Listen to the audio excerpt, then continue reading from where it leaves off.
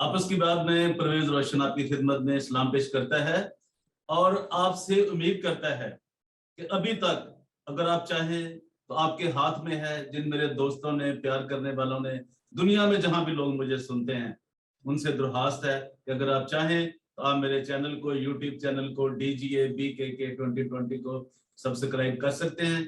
और कोई मुश्किल नहीं है, लाइक करें, शेयर करें और अपने दोस्तों तक मेरी आवाज को और मेरी बात को पहुंचाएं। तो आपस की बात में हमारे मेहमान आज भी हस्बे दस्तूर होंगे जनाब जुनैद कैसर साहब। हमारे जो मेहमान हैं पाकिस्तान से हमारे साथ होते हैं, जनाब जुनैद कैसर साहब तशरीफ ले आए हैं। तो हम आज इनसे जानेंगे कि पाकिस्तान के अंदर जो सिचुएशन चल रही है पार्लियामेंट की और जो तहरीक अदम एतमाद है, उसके ऊपर जो कप्तान साहब की तरफ से एक रिएक्शन आ रहा है, रिएक्ट आ रहा है, वो कैसा है। और आज हम ये भी जानेंगे कि आपको याद है कि जब ये 8 औरत मार्च था 8 मार्च को, तो हम वो प्रोग्राम नहीं कर सके थे, तो उस पर भी हम बात करेंगे थोड़ी सी कि पाकिस्तान के अंदर ये क्या मसला चल रहा है। और मियाँ वाली का जो वाकया हुआ है कि 7 दिन की बच्ची को एक बाप ने, एक सफाक, क्या कहें उस बाप को जो अपनी बच्ची को, 7 दिन की बच्ची को 7 गोलियों मार देता है। तो ये कौन सा जमाना है? ये पत्थर का जमाना है या उससे भी कोई पीछे का है? ये कौन से मुल्क की बात हम कर रहे हैं? तो मैं सबसे पहले तो हम उसको उस पर अफसोस करते हैं जिस शख्स ने ये किया है, किरदार अदा किया है, ये फेल किया है। इंतहाई भयानक और सफाक बाप होगा जिसने, वो इंसान को उसे नहीं कह सकते, जिसने ये काम किया है। हमें बहुत ही ज्यादा शर्मिंदगी है एज ए पाकिस्तानी होने के नाते। और जो औरत मार्च को रोकने वाले लोग हैं, ये जमात इस्लामी है जी, ये TLP आ गई, उनके लिए क्या कहें, इससे बढ़कर कोई शर्म की बात। और उनको चुल्लू भर पानी में डूब मरने का कोई मुकाम है तो शायद वो भी उनके लिए उनको दस्तयाब नहीं होनी चाहिए। ये उनके फैलाए हुए सारे जहरीले मादे हैं जो भी मुआशरे में जो नजर आ रहे हैं। तो जुनैद साहब, हम आपको वेलकम करते हैं एक बार फिर कि शुक्रिया जुनैद फरीद कि भाई। आप तशरीफ लाए हमारे इस अहम इश्यूज पे। तो मैं चाहूंगा कि हमें बताएं कि वो जो अभी जो तहरीक अदम एतमाद है पंजाब में, इसके क्या असरात पड़ेंगे और वफाक में, तो हमें ताज़ा सूरत हाल से आगाह करें। और बिलावल भुट्टो साहब की क्या सूरत हाल है वो भी हमें बताएं।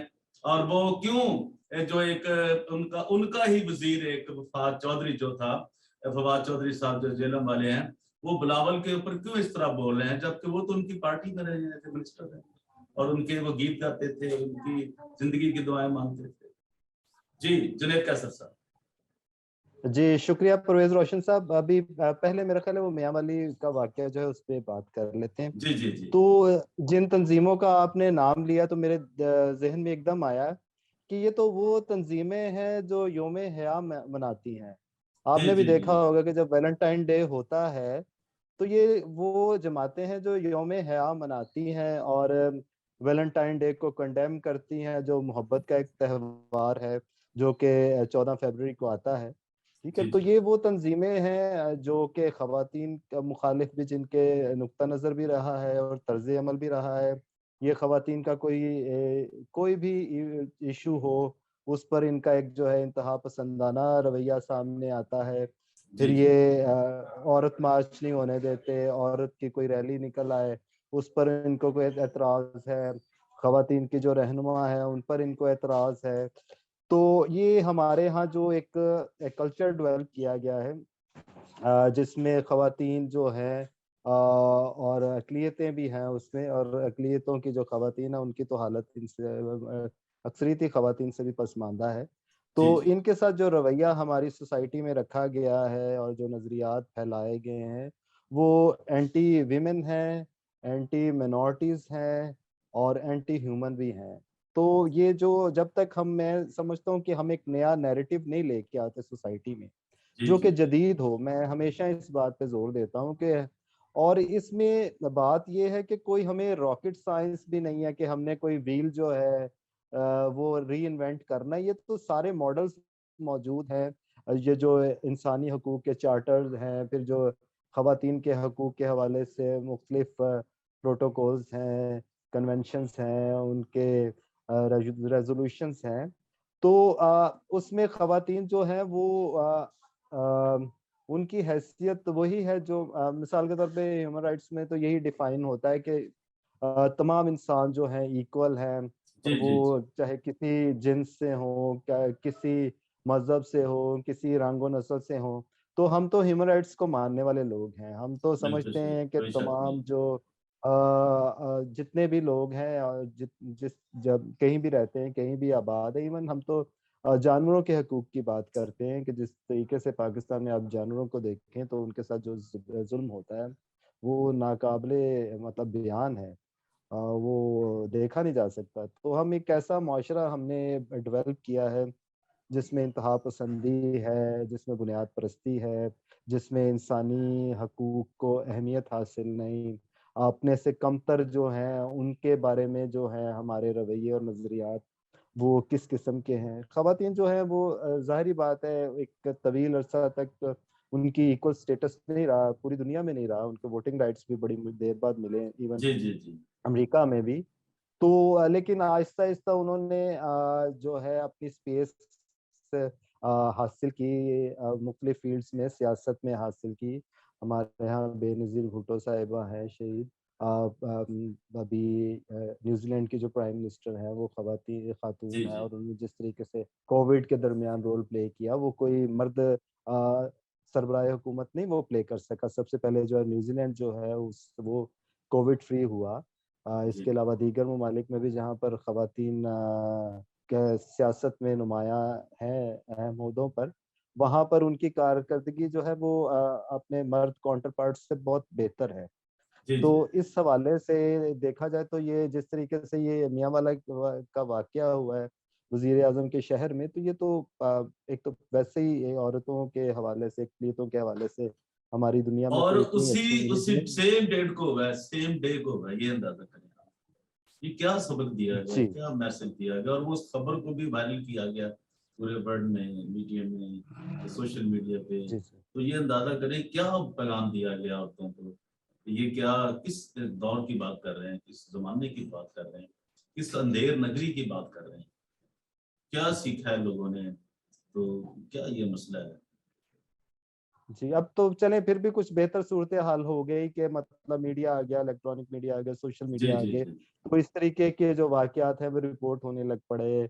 और जो दीगर इलाके जो मतलब मीडिया की रेंज से बाहर भी रहे हैं उनके वाकयात भी जो सोशल मीडिया के जरिए रिपोर्ट्स हुए हैं। जी जी तो जी। पहले तो ये रिपोर्ट्स भी नहीं होते थे, इस तरीके के बिल्कुल वाकयात सही। गैरत के नाम पे जो कत्ल होते थे वो तो रिपोर्ट नहीं होते थे। और अब चूंकि सोशल मीडिया की वजह से लोगों को खबर मिल जाती है, और ऐसे वाकयात जो इलेक्ट्रॉनिक मीडिया भी शायद कवर नहीं करता क्योंकि इलेक्ट्रॉनिक मीडिया भी शहरी बेस्ड है। शहरों की खबरें होती हैं, लाहौर, कराची, जी मुश्किल से जी जी। पेशावर और जी। तो अब ये है सूरत हाल। तो अब इसमें यही है कि एक ऐसा कल्चर और एक ऐसा नैरेटिव जो है वो डेवलप करने की ज़रूरत है जो हर इंसान को इक्वल जो है वो शहरी माने। चाहे वो खातून है, चाहे वो अक़लियती कोई फ़र्द है, कोई भी सेगमेंट ऑफ सोसाइटी है, उसको इक्वल सिटीज़नशिप के जब तक आप राइट्स नहीं देते, तो आप एक तो ये है कि अगर आप उनको एक्सक्लूड कर देते हैं, आप उनको सोसाइटी से निकाल देते हैं, उनको दीगर सरगर्मियों में शामिल नहीं करते, तो इसका मतलब ये है कि आप एक डेवलपमेंट का जो अमल है, उसमें एक बड़े जो है अक्सरियत ही बन जाती है कि अगर मिनॉरिटीज़ को और अक़लियतों को और नेग्लेक्टेड जो है सेगमेंट ऑफ सोसाइटीज उनको अगर इंक्लूड नहीं करते तो वो अक्सरियत में ही बन जाते हैं। तो जी अगर आप उनको शामिल नहीं करते तो फिर डेवलपमेंट कैसे होगी? जी क्योंकि जब आप मौके ही प्रोवाइड नहीं कर रहे, आप उनको शहरी तस्लीम नहीं कर रहे इक्वल, तो ये है सूरत हाल। मैं तो समझता हूँ कि जी गवर्नमेंट्स को इक्वल सतह पे सब शहरियों को तस्लीम करना चाहिए। इवन मैं ये ख़वातीन की बात आई तो अक़लियतों पे भी जो कदख़ने हैं, आइनी कदख़ने हैं कि वो वज़ीर आज़म नहीं बन सकते, सदर नहीं बन सकते और ओहदों पे नहीं आ सकते, उनका भी ख़ात्मा होना चाहिए ताकि एक ऐसी सोसाइटी की बुनियाद रखी जाए जिसमें इंसान फ़र्द जो है वो सबसे पहले हो, ठीक है? जी बाद में उसका देखा जाए कि वो किस रंग नस्ल से है। क्योंकि यही मॉडर्न नेशन स्टेट जो हैं, उसका तसव्वुर जो है वो यही है कि तमाम सेगमेंट ऑफ सोसाइटी, तमाम जितने भी शहरी उस मख़सूस जोग्राफ़िए के अंदर रहते हैं, वो शहरी हैं और उनके जो है इक्वल राइट्स हैं। जी। तो ये है सूरत हाल। तो खुदा करे कि हमारे जो हैं डिसीजन मेकर्स वो इस तरफ तवज्जो दें और कोशिश करें कि एक ऐसा नैरेटिव लेकर आएं और एक ऐसा कल्चर डेवलप करने की कोशिश करें, ऐसी एजुकेशन को प्रमोट करें जिससे कि ह्यूमन राइट्स को जो है वो इंश्योर हों और तमाम शहरी जो हैं, और फिर किसी कोई बाप जो है वो अपनी बेटी को इस तरीके से कत्ल ना कर दे, कोई माँ जो है वो अपनी बेटी के साथ जहर खा कर ना मर जाए। तो ये इस तरीके से इंसानी ज़िंदगी की बहुत अहमियत होती है, उसकी डिग्निटी की भी बहुत अहमियत होती है। तो ये करना चाहिए हमारी रियासत को। अब आते हैं जो दूसरी बात है, तहरीक जी जी अदम एतमाद के हवाले से जो डेवलपमेंट्स हो रही हैं, उसमें ये है कि इमरान खान, आपने पूछा कि उनकी क्या सूरत हाल है। तो इमरान खान जो है वो बहुत ही ज़्यादा फ्रस्ट्रेटेड हो चुके हैं। जो उनकी आपने तकरीरें भी सुनी, फिर शहबाज गिल की भी जो आपने प्रेस कॉन्फ्रेंस देखी, और अब फवाद चौधरी की, तो उसमें जो वो असल में बात ये है कि जो उनको पहले सपोर्ट हासिल थी, जिसको वो फन वन पेज कहते थे, फिर इसके अलावा इत्तेहादियों की सपोर्ट हासिल थी, और भी उनकी जो सपोर्ट बेस थी, यानी कि उनके वोटर्स वगैरह फलां, उनके अपने मेंबर्स, वो अब ख़त्म हो गई है तकरीबन। तो ये वो फ्रस्ट्रेशन है जिसका वो इजहार करते हैं, और उन्होंने जो अ, कल भी कहा कि जो है फौज जो है इन चोरों को नहीं छोड़ेगी, इमरान खान ने। तो ये इमरान खान ने जो है ना हमारे कौमी इदारे को जो है ना वो बड़ा मुतनाज़िर किया है। अपनी जितनी भी नाकामियां हैं वो अब उनके खाते में डालना चाहता है। तो ये एक अच्छा फैसला किया है इस्टेब्लिशमेंट ने कि वो अपने आप को न्यूट्रल करे। और ये इंसार अब्बासी की खबर भी आई थी कि जो है फैसला ये हुआ है कि सियासत से जो है वो दूर रहा जाए, उनको जी अ, जी सियासी अमूर में शामिल ना हुआ जाए। तो ये जो सूरत हाल है ये इमरान खान को बहुत परेशान कर रही है।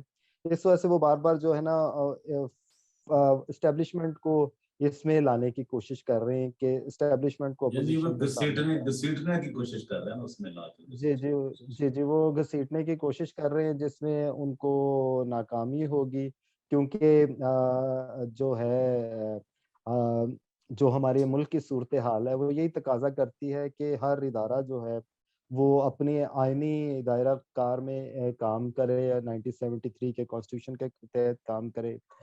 वरना पाकिस्तान में आपको पता है सियासी बिगाड़ पैदा होता है, पार्लिमानी बिगाड़ पैदा होता है, मईशत नहीं चलती। तो अगर हर सेगमेंट, हर जितने भी हैं रियासती इदारे और जितने भी सेगमेंट ऑफ सोसाइटी है और डिपार्टमेंट्स हैं, वो अपने अपने सेगमेंट्स में करें काम जिसके लिए वो प्रोफेशनल हैं, जिसके वो अहल हैं, जिसकी उन्होंने तालीम हासिल की है, ये जो, तो वो उस हिसाब से काम करें तो फिर जो है हम्म, पाकिस्तान आगे बढ़ सकता है। तो अभी ये है कि वजीर आजम के खिलाफ तहरीक एतमाद आ गई है। फिर अब उसके बाद ये खबरें आ रही हैं कि सदर अलवी जो हैं उनके खिलाफ मुआवजे की तहरीक आएगी, इम्पीचमेंट की। फिर यहाँ पर पंजाब में भी आप देख रहे हैं कि बहुत सारे पीटीआई के अंदर से बहुत बड़े ग्रुप्स जो हैं वो टूट गए हैं, मुख्तलिफ ग्रुप सामने आ रहे हैं। आज भी तरीन ग्रुप का इजलास हुआ है अभी। तो कुछ लोगों ने जो है इमरान खान के जो सदारत में जो पार्लिमानी पार्टी का इजलास हुआ है उसमें अब्दुल अलीम खान के ग्रुप ने शिरकत की है। और वो भी रिपोर्टेड ये है कि समा चैनल के मुताबिक कि वो उनके तर्जुमान के मुताबिक कि वो अलीम खान से पूछ के गए हैं।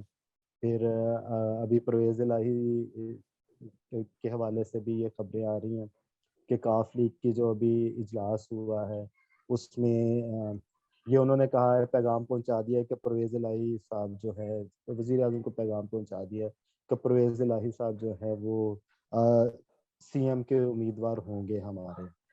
तो अब देखिए, अब मुझे तो अब बात यह है कि अब अगर परवेज़ इलाही को बनाएंगे तो पीटीआई तो बना नहीं सकती अब, जी क्योंकि वो इंटैक्ट ही नहीं है। उसकी विकेटें, जो इमरान खान कहते थे ना कि विकेटें, आज उसकी विकेट ये गिर गई, आज उसकी विकेट ये गिर गई, तो इमरान खान की जो तीनों विकेटें हैं ना वो हवा में उड़ गई हैं, ठीक है ना। बलूचिस्तान से पार्टी का खात्मा हो चुका हुआ है, और यहाँ पर भी कितने ग्रुप्स हैं, अपने अपने ग्रुप्स हैं, उन्होंने अपने अपने फैसले करने हैं, क्योंकि अब उनको अगर आप कोई वजारतें दे भी देते हैं, फंड्स दे भी देते हैं, तो वो उनके लिए वो उतनी कशिश नहीं है, क्योंकि वो उनकी नज़र जो है ना वो नेक्स्ट इलेक्शंस पर और अगली गवर्नमेंट पर। तो वो इस हिसाब से जो है ना अपने फैसले कर रही हैं। एमक्यूएम की भी जो है मुलाकात पहले आसिफ अली जरदारी साहब से हुए, फिर अभी इनसे हुई, JUIF से हुई। तो उसमें उन्होंने यही कहा है कि हमारा जो है, हम समझते हैं कि जमहूरियत चलनी चाहिए, हुकूमतें आती जाती रहती है, तो मतलब उन्होंने भी कह दिया कि ये तो आने जानी चीज़ें इमरान खान के पास भी अब नहीं रहनी। तो अब जो इत्तेहादी हैं वो समझते हैं कि अगर ये गवर्नमेंट गिरती है, तो इमरान खान जाते हैं, तो कहीं हम पे भी मुश्किलात ना आ जाए। तो इस वजह से उन्होंने भी सेफ साइड देखनी है अपनी, और नेक्स्ट अपने जो, क्योंकि ये हुकूमत तो अब तकरीबन खत्म हो चुकी हुई है, तो जी उन्होंने इस ब्रिज गवर्नमेंट में जो बुरी हुकूमत आएगी, ट्रांजिशनल फेज जो है, इसको भी देखना है और नेक्स्ट इलेक्शंस को भी देखना है। MQM more comfortable with PPP, Sindh में उनके स्टेक्स हैं। फिर जी काफ लीग जो है वो भी समझती है कि पीपल्स पार्टी के साथ, पीपल्स पार्टी भी उनके लिए एक सॉफ्ट कॉर्नर रखती है, क्योंकि आपको पता है कि ये डिप्टी प्राइम मिनिस्टर रहे हैं परवेज इलाही साहब, और उनकी जरदारी साहब से अच्छी जो है मरासम है बहुत, तो जी जी वर्किंग रिलेशनशिप भी रहा है। तो ये है सूरत हाल। तो इससे तो अब यही है कि फिर आज बिलावल साहब ने जो अपनी रद्द अमल दिया है अपनी प्रेस कॉन्फ्रेंस के जरिए, वो बड़ा सख्त किस्म का दिया है। और ये इमरान खान ने जो पर कल जो बात की थी, जो जिस तरीके का लबो लहजा इख्तियार किया था, गैर पार्लिमानी और इंतहाई, मतलब वो प्राइम मिनिस्टर का वो लहजा नहीं हो सकता और ना वो मसलन खिताब हो कत्ल की सकता टीवी धमकियां में। देना, कत्ल की धमकियां जी जी देना। कत जी जी कत्ल के, मेरी बंदूक की नशिस्त पर जो है वो आसिफ अली जरदारी है, हाँ वो नहीं ताना इस वो पे दे रहे थे इमरान खान को, उनको बिलावल साहब को उर्दू का। तो उनकी, अब आपने अपनी उर्दू देखी है कि वो किस तरीके की है। फिर वो इस्लामी इक़दार की बात करते हैं कि वो अपने बच्चों को सिखानी चाहिए, उर्दू सिखाने की बात करते हैं। तो कोई पूछे उन्होंने अपने बच्चों की क्या हाँ तरबियत ये की है और क्या ये हमसे उन्होंने पूछे उन कि उर्दू। उनके उनके बच्चों को उर्दू आती है, हाँ, ये भी तो पूछे। जी जी हाँ, वो तो कहते हैं कि 2 साल में जो है, मैं कोई भी अंग्रेज जो है वो, ये फॉरेनर, जो अंग्रेज कह रहा हूँ, फॉरेनर अंग्रेज से खास टर्म, फॉरेनर जो है वो 2 साल के अंदर उर्दू सीख सकते हैं, ठीक है। तो अपने बच्चों को सिखानी चाहिए थी। फिर जमाइमा साहिबा तो मेरा ख्याल है पाकिस्तान में, मुझे एग्जैक्टली नहीं पता कि कितना अरसा वो रही है पाकिस्तान में, मुझे नहीं पता कि उनको उर्दू आती है या नहीं आती, ठीक है, नहीं कितनी आती है और कितनी नहीं आती।